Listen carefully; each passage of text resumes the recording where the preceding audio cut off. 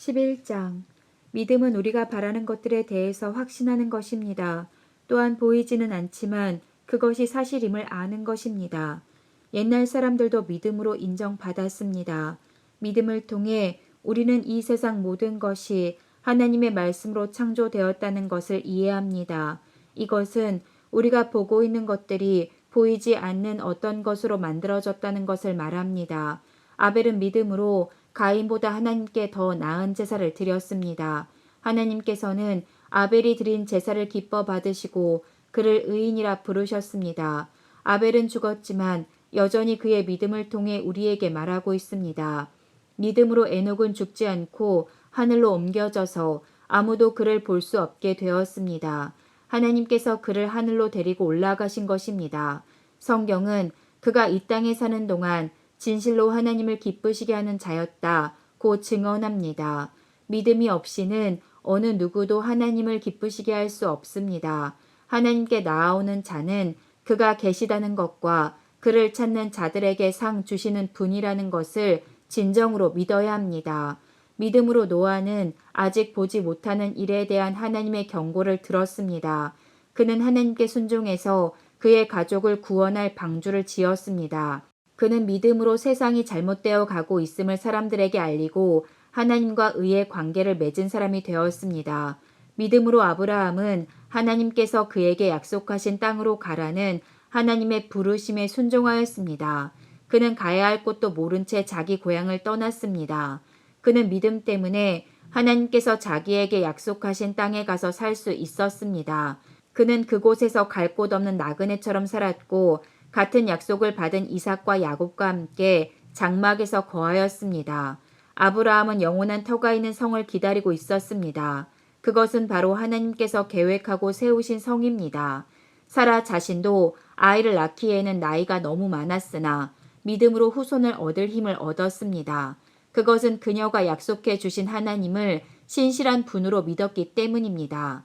나이가 많아 거의 죽은 사람과 다름없던 한 사람으로부터 하늘의 별과 바닷가의 모래알같이 셀 수 없을 정도로 많은 후손이 나왔습니다. 이 사람들은 모두 믿음을 따라 살다가 죽었습니다. 그들은 하나님께서 그의 백성에게 약속하신 것을 받지는 못했으나 앞으로 올 것들을 멀리서 보고 기뻐하였습니다. 그들은 스스로 자신들이 이 땅에서 나그네일 뿐이라고 고백하였습니다. 이것은 그들이 진짜 고향을 찾고 있다는 것을 나타냅니다. 만일 그들이 떠나온 고향을 생각한다면 다시 되돌아갈 수도 있었을 것입니다. 그러나 그들은 더 나은 고향을 기다리고 있었는데 그것은 바로 하늘에 있는 고향이었습니다. 그래서 하나님께서는 저들의 하나님이라고 불리는 것을 부끄러워하지 않으시고 그들을 위해 한 성을 예비해 주셨습니다. 아브라함은 하나님께 시험을 받았을 때 믿음으로 이삭을 제물로 바쳤습니다. 그는 하나님께 약속을 받았는데도 아들을 바칠 준비를 한 것입니다. 하나님께서는 그에게 내가 내게 약속한 후손은 이삭을 통해 나올 것이다 라고 말씀하셨습니다. 아브라함은 하나님께서 죽은 사람도 살려주신다는 것을 믿었습니다. 아브라함은 이삭을 죽은 사람들 가운데서 다시 받은 것입니다. 믿음으로 이삭은 야곱과 에서의 앞날을 축복하였습니다. 또 믿음으로 야곱은 죽을 때 요셉의 아들들을 축복하고 그의 지팡이를 짚고서 하나님께 경배드렸습니다. 믿음으로 요셉은 죽을 때 이스라엘 백성이 이집트에서 떠날 것을 말하였고 자기의 시신을 어떻게 할 것인지도 얘기하였습니다. 믿음으로 모세의 부모는 그가 태어났을 때 평범한 아이가 아니라는 것을 알고 석 달 동안 그를 숨기며 키웠습니다. 그들은 왕의 명령을 거역하는 것도 두려워하지 않았습니다. 믿음으로 모세는 성장한 뒤 파라오 딸의 아들이라 불리는 것을 거절하였습니다. 그는 잠시 동안 죄의 즐거움을 누리기보다는 하나님의 백성들과 함께 고난받는 것을 택하였습니다.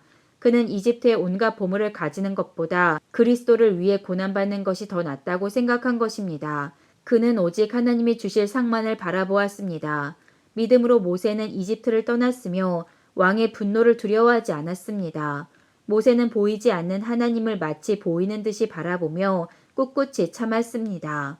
믿음으로 모세는 유월절을 준비하고 문마다 피를 발랐습니다. 이 피는 죽음의 천사가 이스라엘 백성의 맏아들을 죽이지 않도록 하기 위해 바른 것입니다.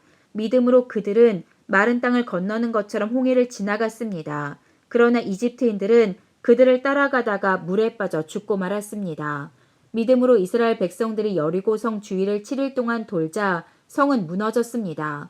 믿음으로 기생 라합은 정탐꾼들을 잘 대접하여 하나님께 순종하지 않는 자들이 죽임을 당할 때 구원을 받았습니다. 더 많은 이야기가 필요합니까? 기드온, 바락, 삼손, 입다, 다윗, 사무엘, 그리고 다른 예언자들을 다 말하려면 시간이 모자랄 것입니다. 그들은 믿음으로 나라들을 정복하고 옳은 일을 하였으며 하나님께서 약속하신 것들을 받았고 사자의 입을 막았습니다. 또 큰 불을 막아내며 칼날을 피하였습니다. 그들은 약한 데서 강하여졌으며 전쟁터에서는 용감해져서 적들을 무찔렀습니다. 여자들은 죽은 가족이 다시 살아나는 것을 보았습니다. 또 어떤 이들은 죽은 후에 더 나은 삶으로 부활할 것을 생각하면서 고문을 당하고 풀려나는 것을 거절하기도 하였습니다. 어떤 이들은 조롱을 받으며 매를 맞았습니다. 어떤 이들은 묶인 채로 감옥에 끌려갔습니다. 그들은 돌에 맞아 죽었고 몸이 반으로 잘리기도 하였으며 칼에 찔려 죽기도 하였습니다. 양과 염소 가죽을 두르고 가난과 고난과 학대를 견뎌야 했습니다. 그들에게 세상은 아무런 가치가 없었습니다. 그들은 광야와 산과 동굴과 땅굴에서 살았습니다. 이 사람들은 모두 믿음으로 이름이 알려진 자들입니다. 그러나 그들 중 어느 누구도 하나님께 약속하신 것을 받지는 못하였습니다. 그것은 하나님께서 우리에게 더 좋은 것을 예비하시고 그들이 우리와 함께 완전해지도록 하셨기 때문입니다. 12장 우리에게는 이렇게 많은 믿음의 증인들이 있습니다. 그들의 삶은 우리에게 믿음이 무엇인지 말해주고 있습니다. 그러므로 포기하지 말고 우리 앞에 있는 경주를 열심히 합시다. 우리의 삶 속에서 방해가 되는 것들은 다 없애버리고 우리를 쉽게 올가매는 죄를 벗어버립시다. 우리 믿음의 시작이며 또 믿음을 완전하게 하시는 주님만을 바라봅시다. 예수님께서는 십자가에서 돌아가실 때 아무것도 아닌 것처럼 모든 부끄러움을 참아내셨습니다. 예수님께서는 하나님께서 예비해 두신 기쁨을 기대하셨기 때문에 그렇게 하실 수 있었던 것입니다. 이제 그분은 하나님 보좌의 오른편에 앉아 계십니다. 예수님을 생각하십시오. 예수님께서는 죄인들이 그를 미워해서 악한 일을 할 때도 묵묵히 참으셨습니다. 지칠 때라도 낙심하지 말고 예수님의 본을 따르기 바랍니다. 여러분은 죄에 맞서 싸우고 있지만 아직 죽을 정도까지 싸워보지는 않았습니다. 여러분은 하나님께서 그의 아들을 격려하듯이 말씀해 주신 것을 잊었습니까? 내 아들아, 주의 훈계를 가볍게 여기지 말고 주님께서 너를 꾸짖으실 때 낙심하지 마라.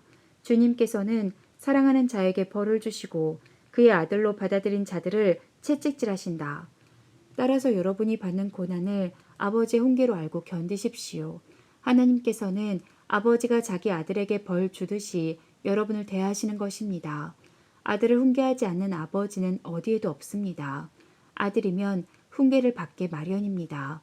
만일 여러분에게 아무 훈계가 없다면 여러분은 사생아이며 참 아들이 아닙니다. 우리는 이 땅에서 모두 육체의 아버지가 있습니다. 그 아버지가 우리를 훈계한다 해도 공경하는데 하물며 영의 아버지의 훈계를 받아들여야 하는 것은 말할 필요도 없지 않겠습니까? 그렇게 할 때 우리는 생명을 받게 되는 것입니다. 이 땅에서의 아버지는 그들이 가장 좋다고 생각하는 대로 우리를 벌합니다. 그러나 하나님께서는 우리가 그분의 거룩하심을 담게 하기 위해 벌하십니다. 훈계를 받는 바로 그때에는 즐거움이 없고 고통스럽습니다. 그러나 후에 그 훈계 때문에 더 나은 사람이 된다면 우리에게 평안이 있을 것입니다. 왜냐하면 우리가 올바른 길 안에서 살아가게 되었기 때문입니다. 여러분은 피곤한 손과 연약한 무릎을 강하게 하여 일어나십시오. 올바른 길을 가십시오. 그러면 다리 저는 사람이 절뚝거리지 않고 고침을 받게 될 것입니다. 모든 사람과 사이좋게 지내며 거룩하게 사십시오. 만일 삶이 거룩하지 못하다면 결코 주님을 만나지 못할 것입니다. 아무도 하나님의 은혜를 놓치지 않도록 주의하시기 바랍니다. 여러분 가운데 쓴뿌리와 같은 사람들이 생겨나지 못하게 하십시오. 그런 사람은 많은 사람을 괴롭히거나 더럽힙니다. 성적인 죄를 범하지 말며 에서처럼 하나님을 생각지 않는 사람이 없도록 하십시오. 에서는 맏아들로서 아버지의 모든 것을 다 받을 수 있었지만 한 그릇에 먹을 것을 위하여 마다들의 특권을 팔고 말았습니다. 여러분도 알다시피 에서는 그의 아버지의 축복을 받기 위해 울면서 부탁했지만 거절당했으며 회개할 기회를 얻지 못했습니다. 여러분이 도착할 곳은 손으로 만질 수 있거나 불이 타오르는 산도 아니고 어두움과 슬픔과 폭풍이 일어나는 산도 아닙니다. 또한 나팔 소리와 음성이 들려오는 산도 아닙니다.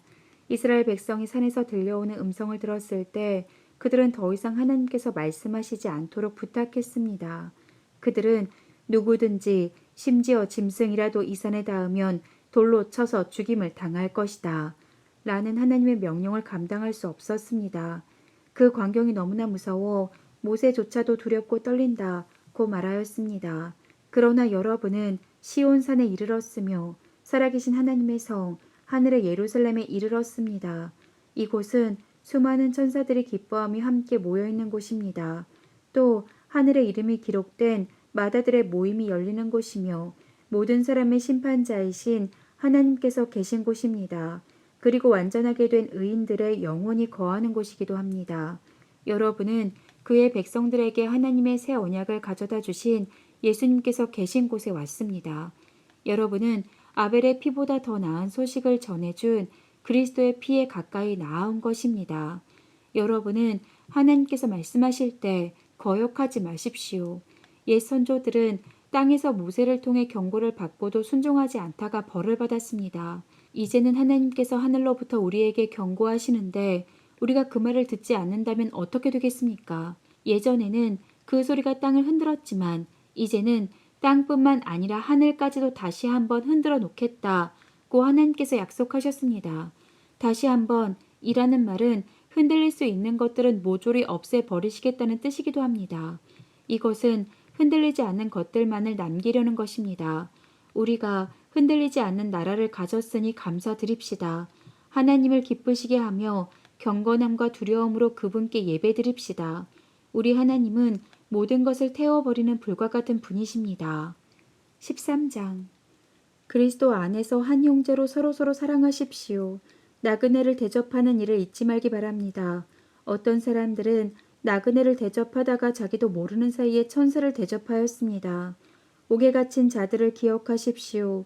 마치 여러분이 옥에 갇혀 있는 것처럼 저들을 생각하고 고통당하는 자들을 볼 때는 여러분이 고통받는 것처럼 그들을 생각해 주기 바랍니다.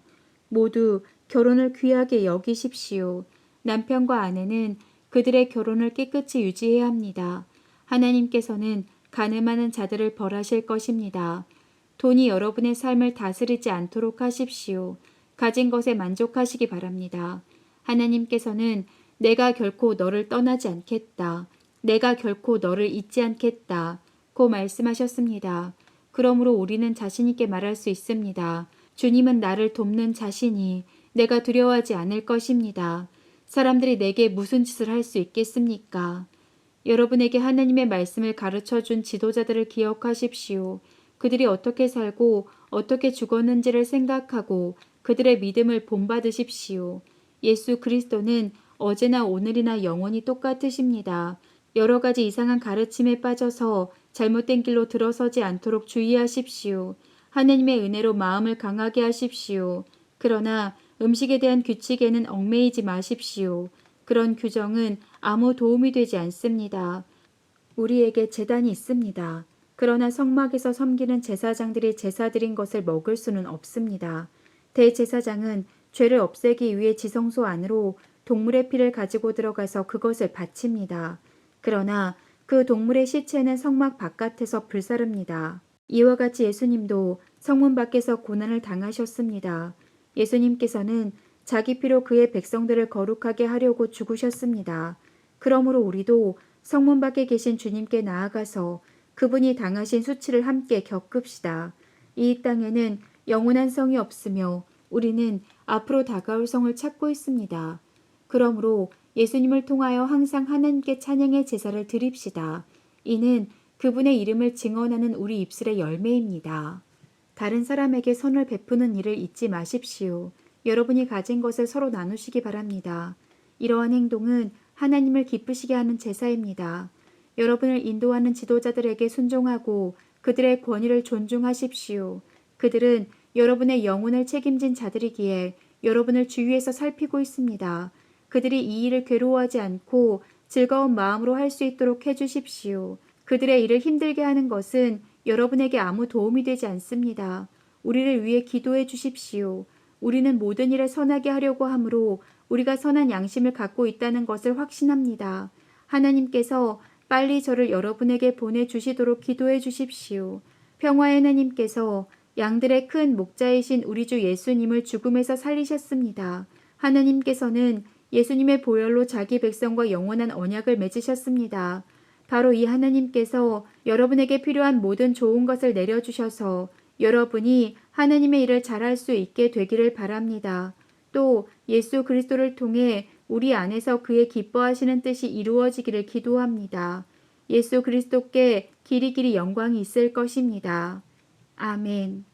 형제 여러분, 몇 마디에 불과한 짧은 편지이지만 여러분을 격려하고자 쓴 글이라는 것을 명심하십시오. 우리 형제 디모데가 감옥에서 풀려 나왔습니다. 그가 도착하면 여러분을 만나러 함께 가겠습니다. 여러분의 지도자들과 모든 성도들에게 안부를 전합니다. 이탈리아에서 온 사람들이 여러분에게 안부를 전합니다. 하나님의 은혜가 여러분 모두에게 늘 함께 하기를 기도합니다.